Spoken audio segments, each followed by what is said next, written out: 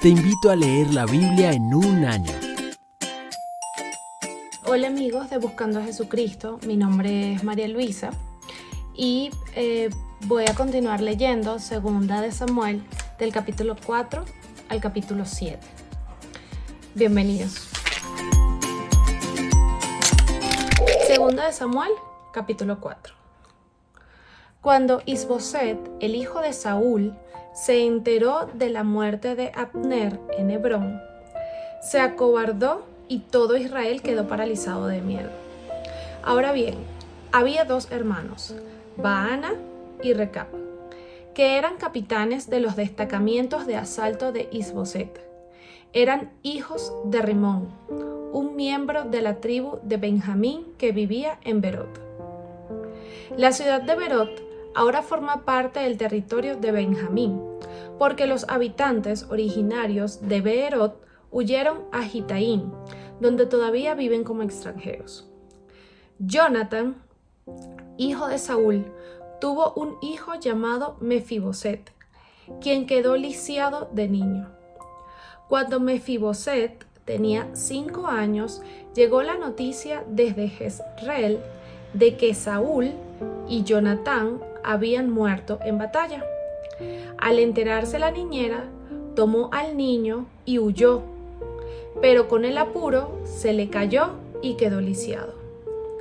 Cierto día, Recab y Baana, los hijos de Rimón de Beerot, fueron a la casa de Isboset cerca del mediodía, mientras él dormía la siesta. A la portera, quien había estado zarandeando trigo, le dio sueño y se durmió. Así que Recab y Baana pasaron desapercibidos. Entraron en la casa y encontraron a Isboset dormido en su cama.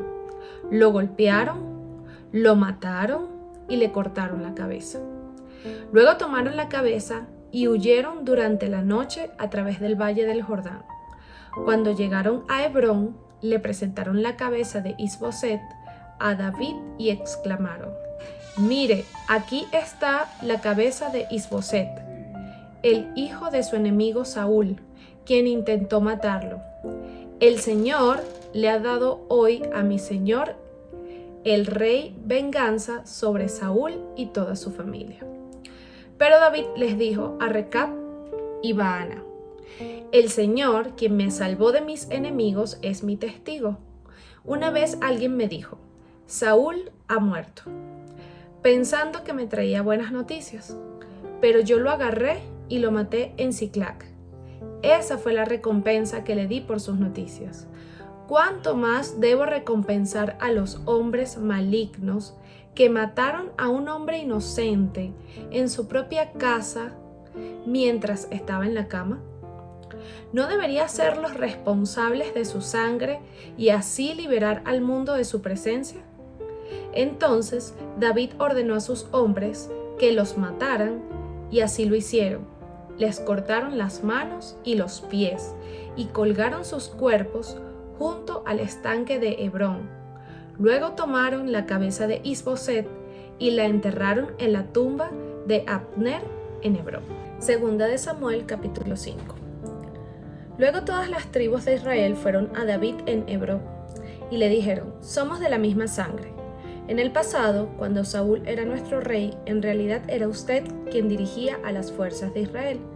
Y el Señor le dijo: «Tú serás el pastor de mi pueblo Israel. Tú serás el líder de Israel». De modo que allí en Hebrón, el rey David hizo un pacto ante el Señor con todos los ancianos de Israel y lo ungieron rey de Israel. David tenía 30 años cuando comenzó a reinar y reinó 40 años. Había reinado sobre Judá desde Hebrón 7 años y 6 meses, y desde Jerusalén reinó sobre todo Israel y Judá por 33 años. Luego David guió a sus hombres a Jerusalén para pelear contra los jebuseos, los habitantes originarios de esa tierra que vivían allí. Los jebuseos se mofaban de David: «Jamás entrarás aquí. Hasta los ciegos y los cojos pueden impedir que ingreses», pues los jebuseos pensaban que estaban a salvo. Pero David tomó la fortaleza de Sión, la que ahora se llama Ciudad de David. El día del ataque, David le dijo a sus tropas: odio a esos jebuseos, cojos y ciegos. Todo el que ataque la ciudad, que haga su entrada por el túnel de agua. Este es el origen del dicho: ni el ciego ni el cojo pueden entrar en la casa. Así que David hizo de la fortaleza su casa y la llamó la ciudad de David. Extendió la ciudad, comenzando desde los terraplenes y continuó hacia adentro. David se hacía cada vez más poderoso, porque el Señor, Dios de los ejércitos celestiales, estaba con él. Luego Hiram, rey de Tiro, envió mensajeros a David, junto con madera de cedro, así como carpinteros y canteros, quienes construyeron un palacio para David. Entonces David se dio cuenta de que el Señor lo había confirmado como rey de Israel y que había bendecido su reino por amor a su pueblo Israel. Después de mudarse de Hebrón a Jerusalén, David tomó más concubinas y esposas, y ellas tuvieron más hijos e hijas. Estos son los nombres de los hijos de David que nacieron en Jerusalén: Samúa, Sobab, Natán, Salomón, Ibar, Elisúa, Nefec, Jafía, Elisama, Eliada y Elifeleto. Cuando los filisteos se enteraron de que David había sido ungido rey de Israel, movilizaron todas sus fuerzas para capturarlo, porque le avisaron a David que venían. Así que entró en la fortaleza. Los filisteos llegaron y se desplegaron por todo el valle de Refaim. Entonces David le preguntó al Señor: ¿debo salir a pelear contra los filisteos? ¿Los entregarás en mis manos? El Señor le contestó a David: sí, adelante. Te aseguro que te los entregaré. Entonces David fue a Baal Perasim y allí derrotó a los filisteos. El Señor lo hizo, exclamó David. Él irrumpió en medio de mis enemigos como una violenta inundación. Así que llamó a ese lugar Baal Perasim, que significa el Señor que irrumpe. Los filisteos abandonaron allí sus ídolos y David y los hombres los confiscaron. Pero poco tiempo después, los filisteos volvieron y de nuevo se desplegaron en el valle de Refaim. De nuevo David le preguntó al Señor qué debía hacer. No los ataques de frente, le contestó el Señor. En cambio, rodéalos y cerca de los álamos, atácalos por la retaguardia. Cuando oigas un sonido como de pies que marchan en las copas de los álamos, mantente alerta. Esa será la señal de que el Señor va delante de ti para herir de muerte al ejército filisteo. Entonces David hizo lo que el Señor le ordenó e hirió de muerte a los filisteos desde Gabaón hasta Geser. Segunda de Samuel, capítulo 6. Entonces David volvió a reunir a las tropas más selectas de Israel, un total de 30,000, y las llevó a Baalá de Judá para traer de regreso el arca de Dios, que lleva el nombre del Señor de los ejércitos celestiales, quien está entronizado entre los querubines. Así que pusieron el arca de Dios en una carreta nueva y la retiraron de la casa de Abinadab, que estaba en una colina. Usa y Ahío, hijos de Abinadab, guiaban la carreta que cargaba el arca de Dios. Ahío caminaba delante del arca.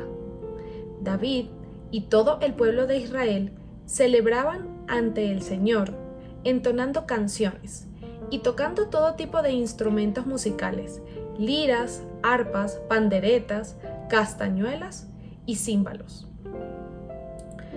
Cuando llegaron al campo de trillar de Nacón, los bueyes tropezaron, y Usa extendió la mano para sujetar el arca de Dios. Entonces se encendió el enojo del Señor contra Usa, y Dios lo hirió de muerte debido a lo que hizo. Así fue como Usa murió allí mismo junto al arca de Dios. Entonces David se enojó porque la ira del Señor se había desatado contra Usa y llamó a ese lugar Fares Usa, que significa desatarse contra Usa, nombre que conserva hasta el día de hoy. Ahora David tenía miedo del Señor y preguntó: ¿cómo podré regresar el arca del Señor para que esté bajo mi cuidado? Por lo tanto, David decidió no trasladar el arca del Señor a la ciudad de David, sino que la llevó a la casa de Obed-Edom en Gat. El arca del Señor permaneció en la casa de Obed-Edom por 3 meses, y el Señor bendijo a Obed-Edom y a los de su casa. Entonces le dijeron al rey David: el Señor ha bendecido a los de la casa de Obed-Edom y a todo lo que tiene a causa del arca de Dios. Luego David fue y llevó el arca de Dios de la casa de Obed-Edom a la ciudad de David con gran celebración. Cuando los hombres que llevaban el arca del Señor dieron apenas 6 pasos, David sacrificó un toro y un ternero engordado. Y David danzó ante el Señor con todas sus fuerzas, vestido con una vestidura sacerdotal. David y todo el pueblo trasladaron el arca del Señor entre gritos de alegría y toques de cuernos de carnero. Entonces, cuando el arca del Señor entraba a la ciudad de David, Mical, hija de Saúl, se asomó por la ventana. Cuando vio que el rey David saltaba y danzaba ante el Señor, se llenó de desprecio hacia él. Así que trasladaron el arca y la colocaron en su lugar dentro de la carpa especial que David le había preparado. David sacrificó al Señor ofrendas quemadas y ofrendas de paz. Cuando terminó de ofrecer los sacrificios, David bendijo al pueblo en el nombre del Señor de los ejércitos celestiales. Después repartió a todos los israelitas que estaban allí reunidos, tanto hombres como mujeres, una hogaza de pan, un pastel de dátiles y un pastel de pasas de uva. Luego todos regresaron a su casa. Cuando David regresó a su hogar para bendecir a su propia familia, Mical, la hija de Saúl, salió a su encuentro y le dijo indignada: «Qué distinguido se veía hoy el rey de Israel exhibiéndose descaradamente delante de las sirvientas, tal como lo haría cualquier persona vulgar». David le replicó a Mical: «Estaba danzando delante del Señor, quien me eligió por encima de tu padre y de su familia. Él me designó como el líder de Israel, el pueblo del Señor, y de este modo celebro delante de él. Así es, y estoy dispuesto a quedar en ridículo e incluso a ser humillado ante mis propios ojos. Pero esas sirvientas que mencionaste de seguro seguirán pensando que soy distinguido». Y Mical, la hija de Saúl, nunca tuvo hijos en toda su vida. Segunda de Samuel, capítulo 7. Una vez que David se instaló en el palacio y el Señor le dio descanso de los enemigos que lo rodeaban, el rey mandó a llamar al profeta Natán. «Mira», le dijo David, «yo vivo en un hermoso palacio de cedro, mientras que el arca de Dios está allá afuera en una carpa».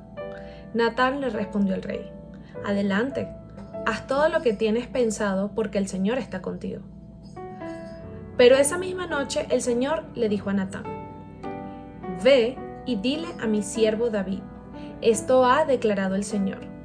¿Acaso eres tú el que me debe construir una casa en la que yo viva? Desde el día en que saqué a los israelitas de Egipto hasta hoy, nunca he vivido en una casa. Siempre fui de un lugar a otro con una carpa y un tabernáculo como mi morada. Sin embargo, donde quiera que fui con los israelitas, ni una sola vez me quejé ante los jefes de las tribus de Israel, los pastores de mi pueblo Israel. Nunca les pregunté: ¿por qué no me han construido una hermosa casa de cedro? Ahora ve y dile a mi siervo David: esto ha declarado el Señor de los ejércitos celestiales. Te saqué de cuidar ovejas en los pastos y te elegí para que fueras el líder de mi pueblo Israel. He estado contigo donde quiera que has ido y destruí a todos tus enemigos frente a tus propios ojos. Ahora haré que tu nombre sea tan famoso como el de los grandes que han vivido en la tierra. Le daré una patria a mi pueblo Israel y lo estableceré en un lugar seguro donde nunca será molestado. Las naciones malvadas no lo oprimirán como lo hicieron en el pasado, cuando designé jueces para que gobernaran a mi pueblo Israel, y te daré descanso de todos tus enemigos. Además, el Señor declara que construirá una casa para ti, una dinastía de reyes. Pues cuando mueras y seas enterrado con tus antepasados, levantaré a uno de tus hijos de tu propia descendencia y fortaleceré su reino. Él es quien edificará una casa, un templo, para mi nombre, y afirmaré su trono real para siempre. Yo seré su padre y él será mi hijo. Si peca, lo corregiré y lo disciplinaré con vara, como lo haría cualquier padre. Pero no le retiraré mi favor como lo retiré de Saúl, a quien quité de tu vista. Tu casa y tu reino continuarán para siempre delante de mí, y tu trono estará seguro para siempre. Entonces Natán regresó a donde estaba David y repitió todo lo que el Señor le había dicho en la visión. Entonces el rey David entró y se sentó delante del Señor y oró: ¿Quién soy yo, oh Señor soberano? ¿Y qué es mi familia para que me hayas traído hasta aquí? Y ahora, Señor soberano, sumado a todo lo demás, ¿hablas de darle a tu siervo una dinastía duradera? ¿Tratas a todos de esta manera, oh Señor soberano? ¿Qué más puedo decirte?